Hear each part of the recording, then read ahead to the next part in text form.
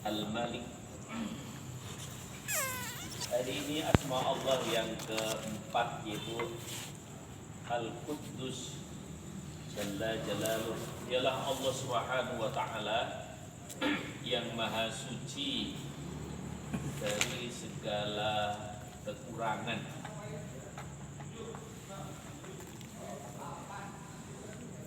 Jadi Allah Subhanahu wa Ta'ala maha suci dari segala keburukan. Allah Subhanahu wa Ta'ala hanya dialah yang berhak untuk memiliki sifat kebesaran dan kesempurnaan. Al-Quddus itu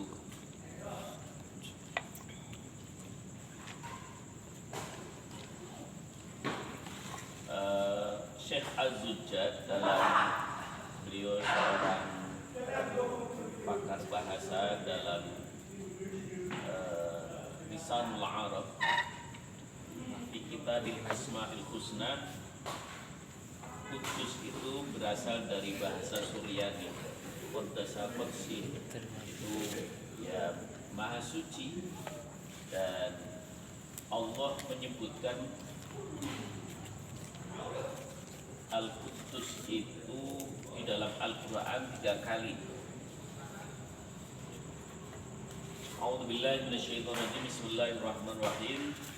Wallahu alladzi la ilaha illa huwa al-malikul quddus.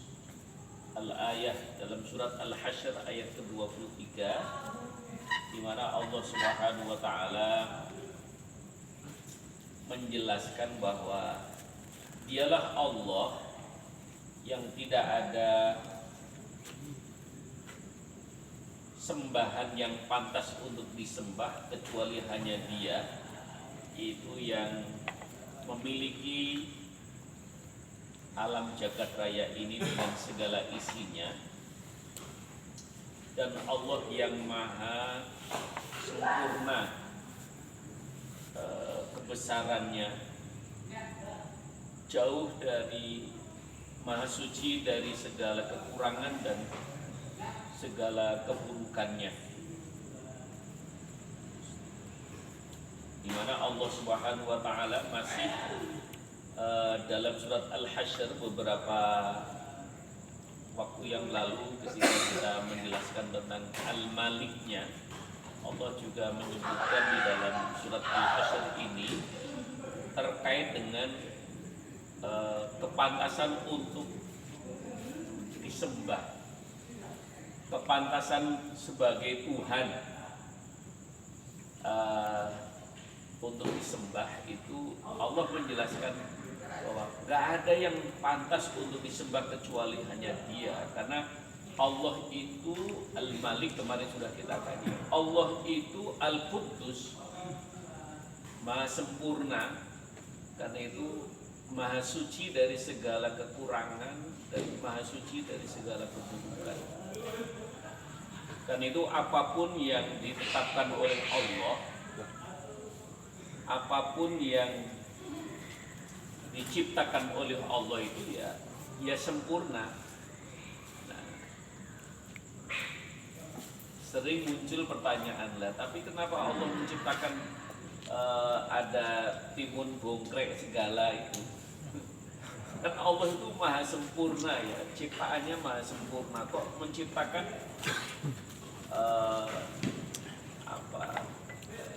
macam-macam buahan itu, ada yang bentuknya mulus, ada yang bongkrek, ada yang dan lain sebagainya.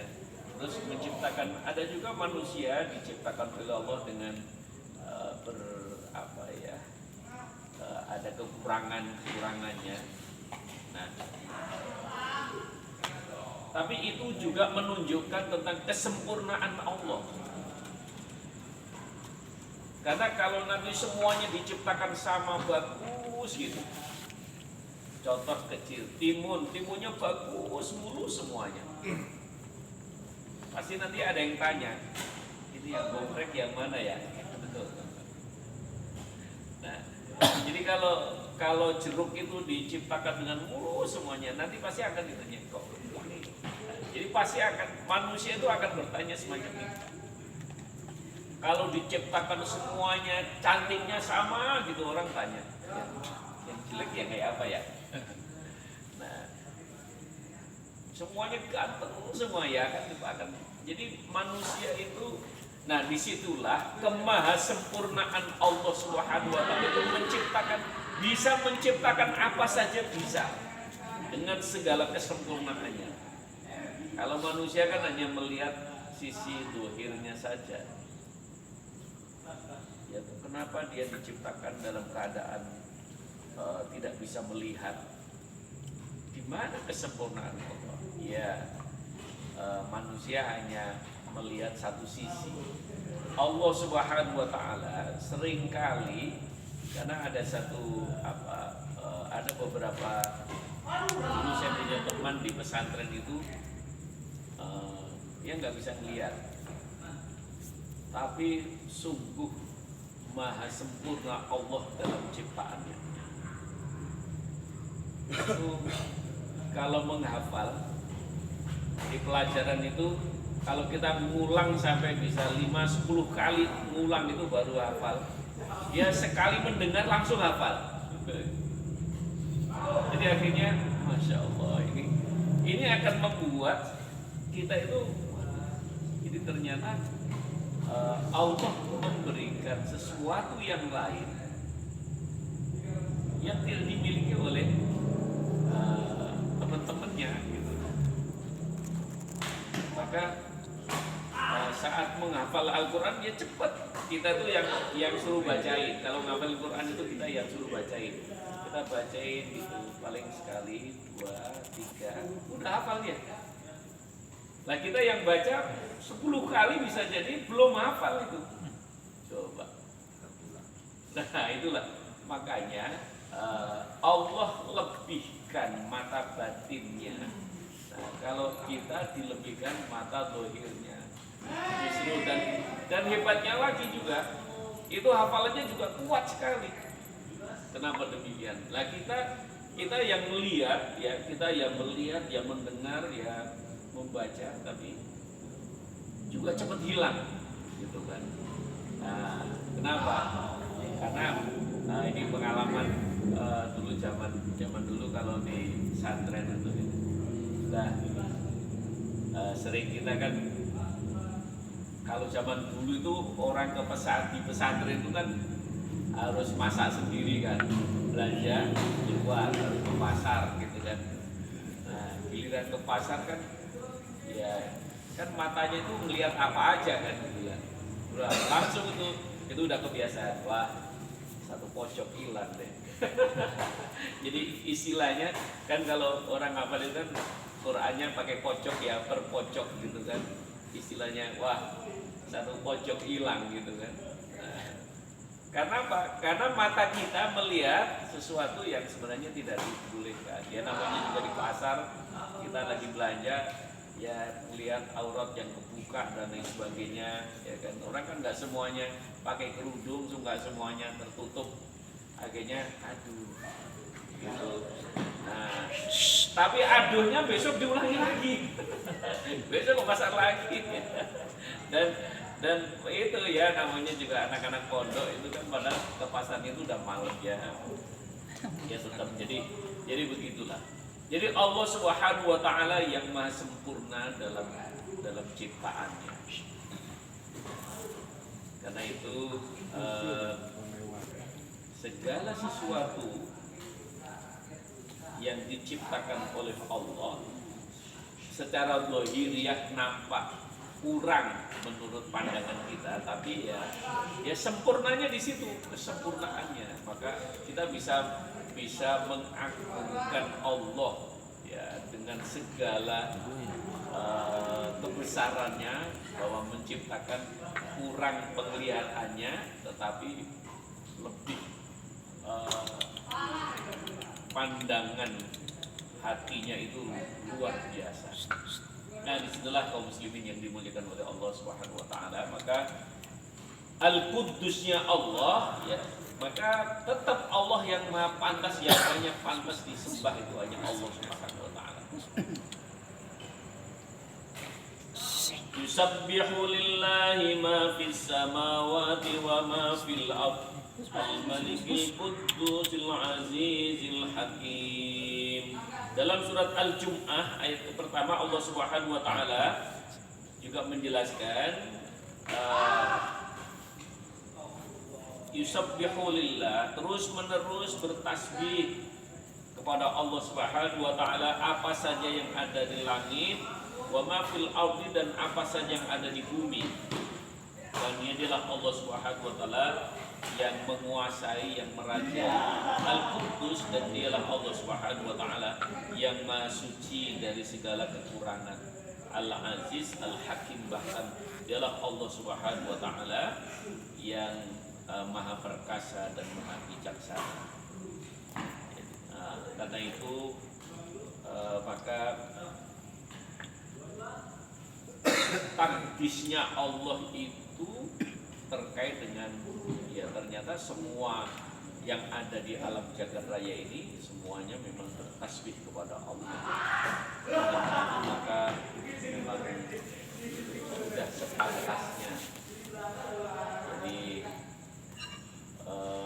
alam jagat raya saja semuanya bertasbih kepada Allah Subhanahu wa taala. Hanya kita tidak tahu bagaimana cara bertasbih. An-najmu was-sajaru yasjudan, bintang, kemudian tumbuhan semuanya bertasbih kepada Allah Subhanahu wa taala. Maka kenapa kita dianjurkan pada saat kita menggunakan tumbuh-tumbuhan, kita memotong tumbuh-tumbuhan itu dengan basmalah. Begitu juga pada saat kita menyembelih hewan, ayam, sapi, kambing, unta, dan lain sebagainya, kita mengucapkan bismillah. Karena mereka juga sedang bertasbih kepada Allah. Hanya kita tidak tahu bagaimana tasbih. Maka ketika kita mengucapkan basmalah, termasuk sama aja. Jadi kita memotong sayur mayur gitu, dengan bismillah. Kita memotong pohon dengan bismillah. Karena supaya selaras. Dia yang sedang bertasbih, tiba-tiba kita main potek aja. Nah, maka kita nggak tahu mereka para tumbuh-tumbuhan itu mengadu, pasti mereka akan bersumpah serapah. Kenapa ini manusia ini tidak tahu sopan santun dan lain sebagainya. Karena itu bahwa padahal mereka semuanya sedang bertasbih, mensucikan Allah Subhanahu wa taala, mengagungkan Allah Subhanahu wa taala. Maka kita dilarang untuk melakukan tindakan-tindakan ini yang melampaui batas. Merusak alam itu kita dilarang. Wala tufsidu fil ardi maraha. Jangan kamu sekalian membuat kerusakan di muka bumi ini. Ya, termasuk merusak tatanan, merusak tanaman dan lain sebagainya. Ini karena memang mereka yang sedang bertasbih, mereka sedang mensucikan Allah Subhanahu wa taala. Kalaupun kita mau menggunakan, kita juga dengan ucapan bismillah. Inilah kaum muslimin yang dimuliakan oleh Allah Subhanahu wa taala. Maka bahwa karena apa saja yang ada di langit dan bumi semuanya bertasbih, ini menunjukkan bahwa ya Allah itu memang pantas untuk ya dikuduskan. Memang sudah semestinya. Karena itu apa saja yang ada ada di alam jagat raya ini, bagi Allah Subhanahu wa taala ya semuanya sama, semuanya makhluk. Mana yang bertasbih, mana yang tidak dan lain sebagainya, maka Allah yang mengetahui semuanya. Imam Al-Ghazali dalam memberikan pandangan tentang Al-Quddus, ialah Allah yang maha suci. Al-Quds maha suci dari segala sifat yang tidak dapat dijangkau oleh indera, yang tidak bisa dihayal oleh imajinasi, yang tidak bisa diduga oleh lintasan pikiran dan hati.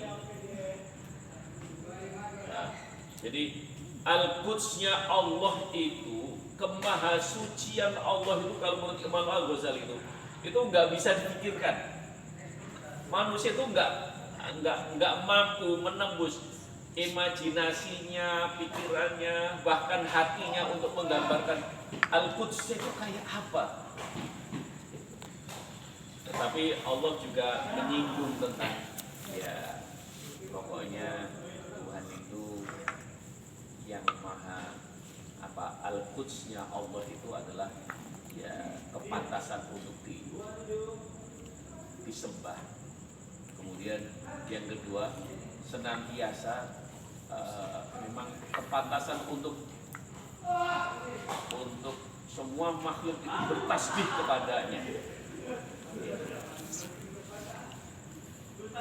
Dialah yang maha suci, kata Imam Al-Ghazali, maha suci dari segala kekurangan. Dia yang maha suci dari segala kesempurnaan yang diduga oleh segala makhluknya. Jadi, bahkan kesempurnaan Allah itu juga nggak bisa diduga. Maka makhluk Allah itu hanya bertasbih saja akhirnya. Sudah memang hanya subhanallah, hanya maha suci Allah. Yang ada hanya bertasbih. Karena memang mau berimajinasi, mau menggambarkan, mau ingin, ini nggak terjangkau oleh pikiran manusia, kata Imam Al-Ghazali. Karena itu akan mendorong kepada manusia untuk menyadari tentang keadaan dirinya yang terbatas, pengetahuannya yang sangat sedikit, apalagi kekuasaannya, semuanya, pendengarannya, penglihatannya, kehendak dan kebebasannya, semuanya terbatas. Gitu. Itulah manusia yang seringkali manusia itu mengandi-andi. Padahal ternyata keterbatasan manusia itu adalah bagian dari anugerah Allah Subhanahu wa taala. Keterbatasan manusia itu adalah anugerah dari Allah Subhanahu wa taala. Ketika saya menjelaskan tentang bahwa keagungan dan kebesaran Allah itu la ta'khudhuhu sinatun wala naum. Allah itu enggak ada ngantuknya, enggak ada tidurnya. Dan manusia yang diberikan rasa ngantuk dan bisa tidur. Gitu. Malah banyak tidurnya. Nah, itu satu sisi itu menunjukkan kelemahan manusia, tetapi sekaligus anugerah dari Allah Subhanahu wa taala. Jadi orang bisa ngantuk itu anugerah. Itu rahmat karunia dari Allah Subhanahu wa taala. Bisa ngantuk, alhamdulillah. Bahkan bisa tidur, gampang tidur. Kayak Mbak Surip. Ya kan? Nah, bangun tidur lagi, bangun tidur lagi. Ya itu anugerah lah, itu pokoknya bisa tidur itu anugerah. Karena ada satu kejadian, saya punya jamaah itu saking sulitnya untuk tidur itu mesti harus mengkonsumsi obat tidur dan semakin lama itu semakin kuat obatnya dan semakin mahal harganya. Jadi kalau 1 bulan itu untuk beli obat tidurnya itu tidak kurang dari 5 juta. Ya untung ya nggak bisa tidur itu orang kaya, orang punya duit ya kan. Gitu. Ya nggak punya duit malah tidur terus banyak tidur. Ini nggak bisa tidur, masya Allah. Nah ketika menyampaikan saya bilang, jadi gimana ini? Ya saya bilang, ya tidur itu adalah pemberian Allah. Ngantuk itu juga pemberian Allah. Jadi kalau susah ngantuk, susah tidur, ya minta sama Allah supaya bisa dikasih ngantuk tertidur. Maka ya terapinya pokoknya jam berapa mau tidur segera ambil air wudhu, sholat, terus minta sama Allah, ya Allah saya minta untuk bisa tidur, minta dengan sungguh-sungguh. Terus setelah sholat jangan berhenti untuk berzikir kepada Allah, istighfar terus, istighfar. Kalau disuruh berhenti istighfar ya sholat, pokoknya terus berzikir kepada Allah. Jangan ada kegiatan yang lain, jangan ada kesibukan yang lain. Setelah itu pokoknya terus gitu sampai akhirnya bisa tidur. Nah itu dalam 1 bulan itu bisa putus obat-obat untuk tidurnya, dan betul-betul Allah Subhanahu wa taala berikan dia langsung bisa. Pokoknya udah jam 10 itu udah langsung. Maka dia pantang untuk nonton TV, untuk main HP, enggak. Pokoknya udah semuanya tinggalkan, ambil air wudhu, sholat, terus zikir, tidur. Kalau kita kan juga itu ya gampang banget ya. Lillahi ta'ala al-fatihah itu lalu. Terus gitu gampang banget tuh. Anugerah itu. Jadi nggak usah mahal-mahal, nggak usah beli-beli kita. Itu masih anugerah dari Allah. Jadi Al-Qudsnya Allah itu kalau kata Imam Al-Ghazali akan menumbuhkan kesadaran manusia yang serba terbatas ini. Jadi menyadari tentang keterbatasan dan sekaligus bahwa keterbatasan juga anugerah dari Allah Subhanahu wa taala. Enak enggak orang itu bisa matanya itu tembus pandang gitu? Enak enggak Pak?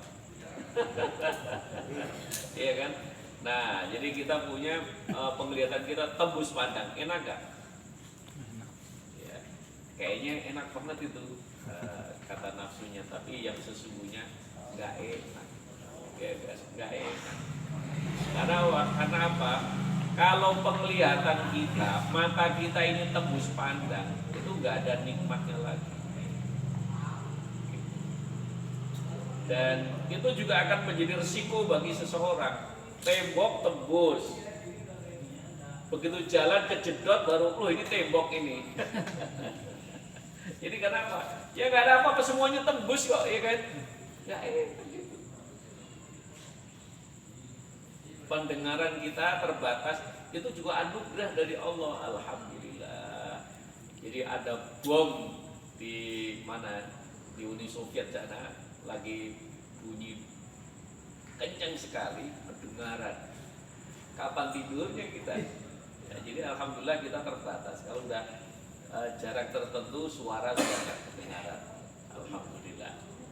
Jadi kita bisa lagi-lagi bisa menikmati kehidupan ini. Tapi kalau semuanya nggak diberikan oleh Allah itu lepas semuanya, itu justru mana karunia-Nya Allah. Maka keterbatasan pandangan kita, keterbatasan penglihatan kita, keterbatasan pendengaran kita, keterbatasan pikiran kita, ini semuanya adalah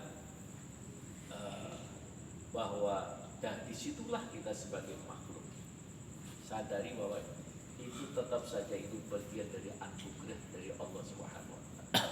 Jadi al-qudsnya Allah itu, kemahasempurnaan Allah itu menciptakan kita itu dengan segala keterbatasan. Nah, kan tadinya kan bisa orang ini Allah menciptakan begini progres. Tapi setelah ditelusuri ternyata, nah disitulah sesungguhnya kita mengenal Allah dengan segala keterbatasan ini adalah bagian dari al-qudsnya Allah Subhanahu wa taala. Jadi kita akhirnya bisa alhamdulillah. Jadi karena itu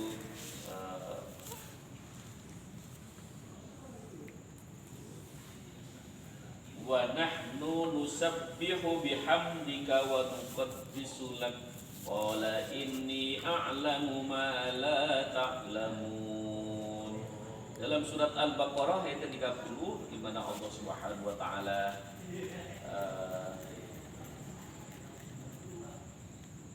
kami senantiasa bertasbih dengan memuji Engkau ya Allah, mensucikan Engkau. Wa nahnu nusabbihu bihamdika wa nuqaddisu lak. Ini ucapan malaikat ketika merasa bahwa ya Allah, kenapa masih kurang, masih menciptakan manusia, bukankah aku ini sudah sangat banyak, kami sudah bertasbih mensucikan Engkau. Maka Allah menyebut qala inni a'lamu ma la ta'lamun. Allah yang lebih tahu dari segala apa yang telah kamu ketahui. Nah, jadi karena memang disitulah bahwa diciptakannya manusia dengan segala keadaannya itu adalah bagian dari al-qudsnya Allah Subhanahu wa taala, kemahasempurnaan dan kemahasucian Allah Subhanahu wa taala, bahwa Allah itu bisa menciptakan makhluk yang unsurnya. Nah, dulu pernah kita membahas tentang kesempurnaan manusia itu di mana? Karena makhluk Allah itu ada malaikat, ada jin, ada manusia, ada hewan, ada tumbuh-tumbuhan. Ya, ternyata Imam Al-Ghazali dalam kajiannya tentang Al-Insan, beliau menjelaskan dengan sangat detail sekali. Nah, kesempurnaan manusia itu adalah makhluk yang seluruh unsur yang diciptakan oleh Allah itu ada di dalam dirinya. Karena itu kalau orang menyebut makhluk yang baik itu ya malaikat, karena nggak ada maksiatnya, hanya taat dan patuh kepada Allah Subhanahu wa taala. Tapi ada juga itu bisa menjadi sebutan manusia.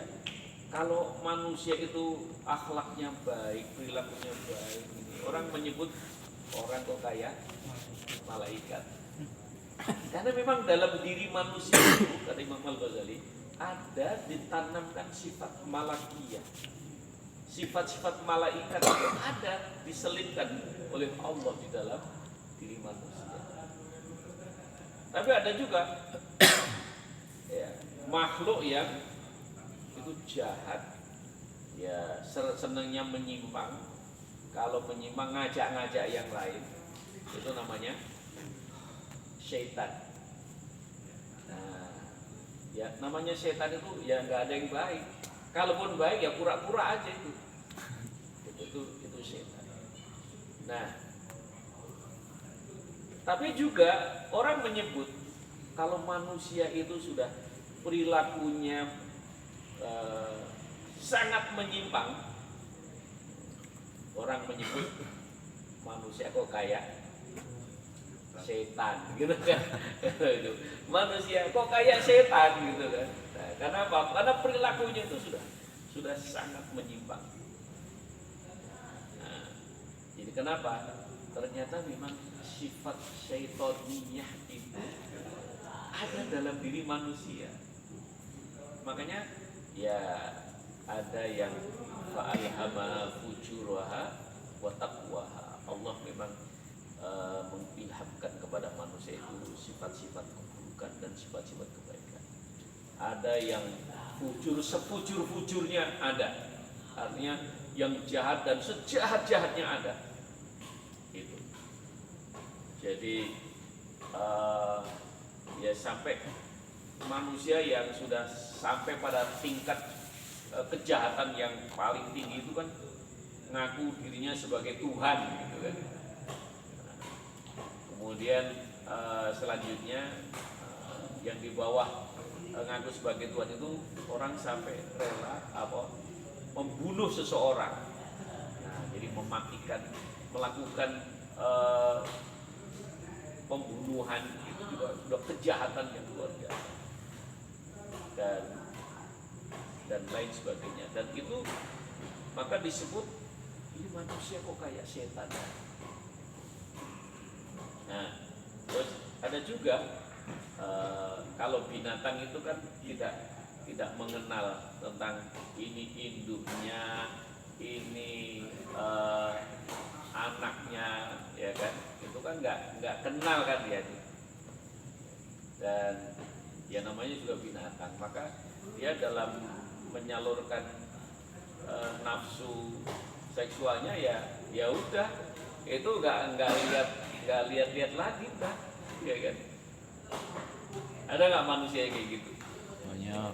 Nah, maka ada orang yang kalau sampai seseorang itu menyalurkan nafsu seksualnya itu tanpa pandang bulu, tanpa menghiraukan aturan-aturan yang ada, apalagi aturan agama, maka orang menyebut manusia kok kayak binatang gitu kan.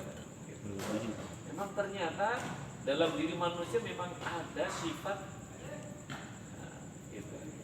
sifat binatang itu memang ada kan. Imam Al-Ghazali makanya sifat hewaniyah.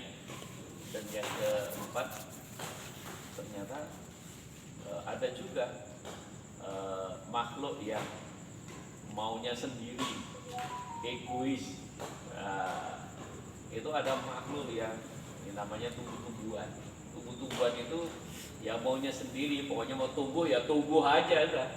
Coba di halaman kita ada tanaman-tanaman nggak diatur, udah maunya sendiri, rebutan itu. Terus udah menjadi hukum alam katanya, kalau pohon-pohon yang besar jangan menanam pohon-pohon yang kecil di bawah pohon-pohon yang besar. Kenapa? Nggak dapat bagian gitu. Saripatinya udah diserap sama pohon yang besar, kan itu udah pasti nggak akan bisa berkembang dan tumbuh dengan sempurna. Jadi kecenderungan sifat-sifat tumbuh-tumbuhan itu ya egois, menang sendiri, maunya berkembang sendiri, dan bisa pokoknya ya udah yang besar makan yang kecil gitu kan.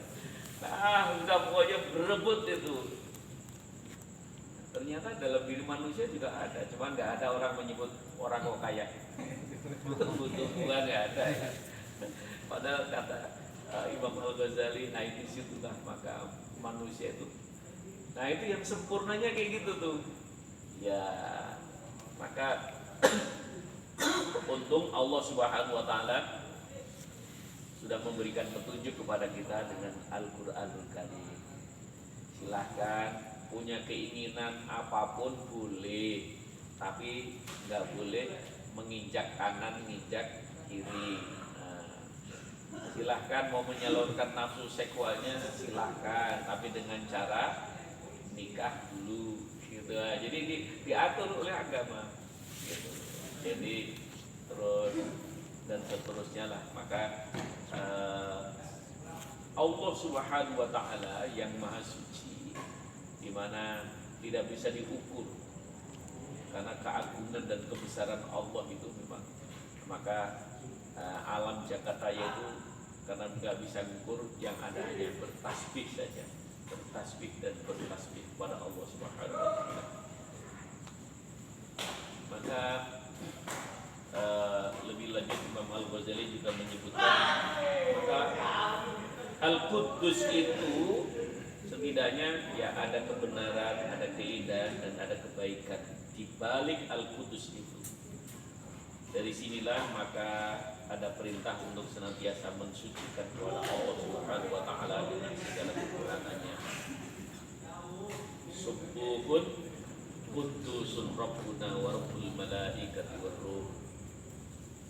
Saya kira ini yang bisa saya sampaikan. Jadi kita mengenal kita Al-Quddus, ialah Allah Subhanahu wa taala yang maha suci dari segala kekurangan, segala keburukan. Jadi apa saja yang ditetapkan oleh Allah itu ya baik.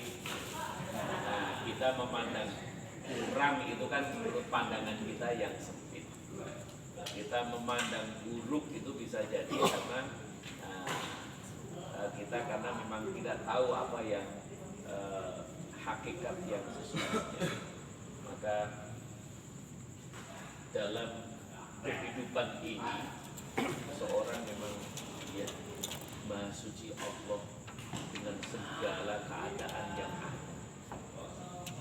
Kemarin sudah saya sampaikan bahwa bisa jadi asa an tuhibbu syai'an wa huwa khairul lahu wa asa an takrahu syai'an wa huwa asa an tuhibbu syai'an wa huwa syarrul lahu wa asa an takrahu syai'an wa huwa khairul lahu. Bisa jadi sesuatu yang kau sukai ternyata malah mendatangkan keburukan bagi dirimu. Bisa jadi sesuatu yang tidak kau sukai malah mendatangkan kebaikan bagi dirimu. Nah, karena manusia itu nggak tahu persis sih kan. Waduh, pengennya sih jadi ini harus sukses, harus berhasil, tapi belum tentu semuanya itu malah mendatangkan kebaikan. Karena ternyata sudah karir sudah dibina, wah sudah jadi cinta, ternyata posisi itu ternyata malah menghantarkan seseorang untuk terjeblos dengan keadaannya, gitu kan? Coba ngumpulin uang banyak sekali sampai di rumahnya ditemukan berapa miliar itu uang cash. Dikira itu baik, ternyata malah buruk kan? Betapa banyak orang-orang yang akhirnya dia sudah itu untuk mendapatkan jabatan kedudukan itu begitu sulit, begitu susahnya, dan dia begitu mendapatkan senang sekali, tapi ternyata ujungnya dia OTT akhirnya masuk penjara lah. Ternyata ya prestasi kedudukan jabatan malah ternyata berakibat buruk kan. Jadi bisa jadi sesuatu yang disukai malah mendatangkan keburukan. Bisa jadi sesuatu yang buruk malah mendatangkan kebaikan. Makanya ya dalam pandangan Allah itu ya semuanya baik. Orang-orang yang beriman, apalagi orang-orang bertorekoh itu kan semuanya baik kan. Ya, semuanya akan dipandang baik. Wah ini yang datang ya alhamdulillah berarti baik semua. Yang nggak datang baik juga, ya kan? Baik kenapa? Ya pasti ada kebaikan yang dilakukan karena mereka sedang melaksanakan tugas masing-masing. Jadi karena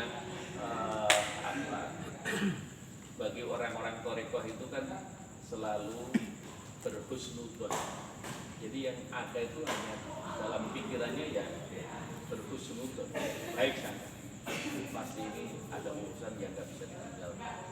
Karena bisa jadi kalau sekarang itu mereka yang tidak bisa datang, mungkin hari yang lain kita.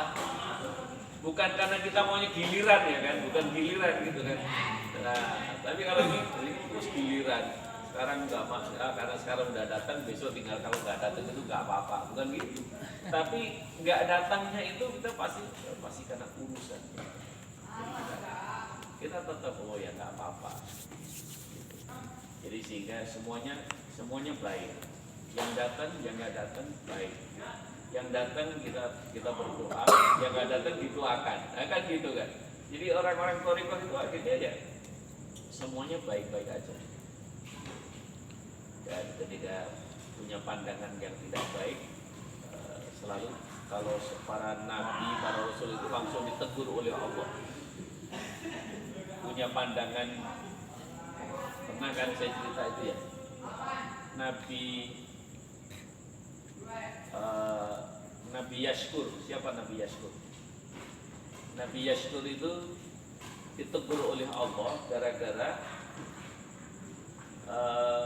melihat anjing mati, sudah anjing ya, bukan anjing yang dilihatnya udah jelek, najis lagi gitu kan, dalam hatinya waduh, makanya dia menghindar, waduh kamu tuh binatang udah jelek terus najis lagi.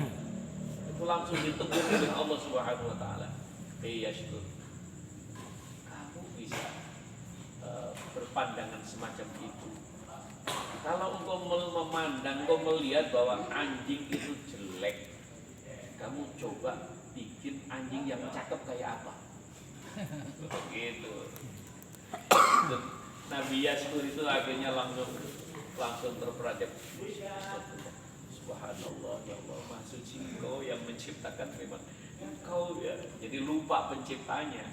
Maka orang-orang thariqah itu kan selalu melihat di balik dohirnya, itu ya, pandangan orang-orang thariqah itu selalu melihat bukan yang nampak saja, di balik segala sesuatu itu ada asma dan af'alnya Allah. Maka selalu pandangannya pasti baik. Dan penyesalan Nabi Yashkur itu panjang sekali. Dia terus menangis sejadi-jadinya, ya Allah, aku mohon ampun ya Allah, sudah menilai, ya kan nggak pantasnya. Saya ini makhluk kok menilai makhluk gitu kan. Terus saya mencacat ciptaan, itu berarti kan mencacat yang mencipta kan gitu. Makanya hati-hati kalau kita ke pasar. Kenapa Rasulullah menyebut pasar itu tempat yang terburuk? Pasar itu. Nah, kenapa? Karena di sana banyak orang-orang yang dia berbohong, curangi timbangan, dia kan Pak ya. Terus yang paling banyak lagi itu mencacat.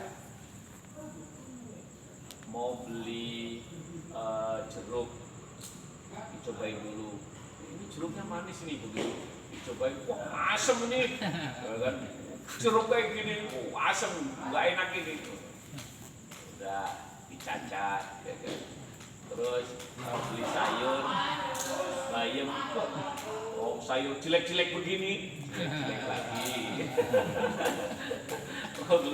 Beli apa lagi, ya kan? Beli timun bongkrek begini, jelek lagi. Ya apa coba? Jadi pembeli itu banyak sekali yang mencacat itu, padahal itu modus kan. Nah, gayanya mencacat, tapi padahal pengennya supaya dia jual murah kan gitu kan. Ya tapi yang sudah terjadi itu. Jadi semuanya hampir saja beli apa-apa itu dicacat itu. Bawangnya jelek-jelek begini ya. Biar langsung, maksudnya yang penjual itu langsung saya udah mau saya naikin, dia lihatnya jelek-jelek gitu. Ini hampir semuanya tuh dilihat jelek aja. Nah, kalau kata penjual yang benar kan, Bapak Ibu, ini semuanya kan bukan saya yang membuat, memang begini adanya. Allah menciptakan semuanya ini. Wah, langsung kalau orang thariqah langsung deg gitu, masya Allah gitu. Jadi makanya kalau ke pasar itu ya cepet-cepet aja.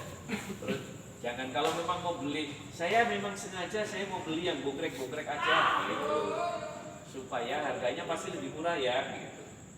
ini saya yang ini aja gitu. Tapi nggak boleh kita mencela gitu. Makanya pasar itu tempat banget itu ciptaan Allah pada dicela semua. Hampir lah semuanya, hampir apa ya, banyakkan begitu. Inilah sahabat-sahabat sekalian,